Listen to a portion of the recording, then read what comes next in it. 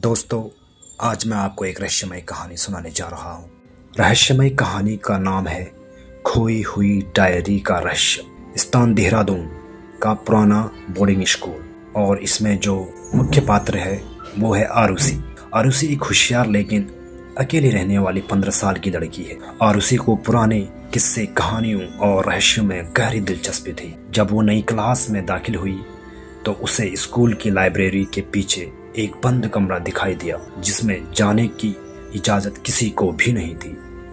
एक दिन बारिश हो रही थी, क्लास कैंसिल हुई और आरुषि अकेले ही लाइब्रेरी में पढ़ रही थी। अचानक किताबों की एक पुरानी शेल्फ खिसकी और पीछे से एक संकरा दरवाजा दिखा। बिना सोचे समझे उसने दरवाजा खोला। कमरे में धूल जमी थी और बीचों बीच एक पुराना मेज पड़ा था जिस पर एक जली हुई लाल रंग की डायरी रखी थी। डायरी के पहले पन्ने पर लिखा था, अगर तुमने ये पढ़ा तो अब पीछे मत हटना। आरुषि का दिल जोर से धड़कने लगा। फिर भी उसने पन्ने पलटने शुरू किए। हर पन्ने पर स्कूल की एक छात्रा अनाया की बातें लिखी थी जो 20 साल पहले इसी स्कूल में पढ़ती थी और अचानक गायब हो गई थी। किसी को पता नहीं चला कि वो कहाँ गई। जैसे जैसे आरुषि डायरी पढ़ती गई, चीजें अजीब होती गई।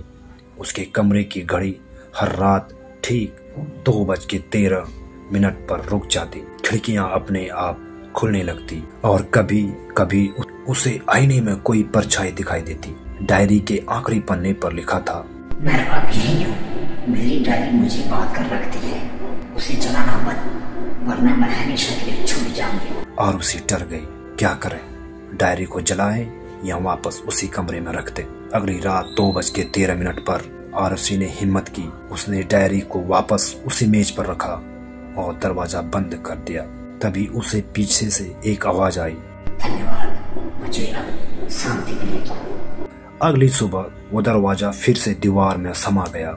लाइब्रेरी पहले जैसी थी, लेकिन आरुषि जानती थी कि कुछ बदला है और उसने वह डायरी कभी दोबारा नहीं ढूंढी। रहस्य यह है कि यह अनाया की आत्मा मुक्त हुई या बस किसी और को अपनी जगह फंसाने का खेल खेल गई।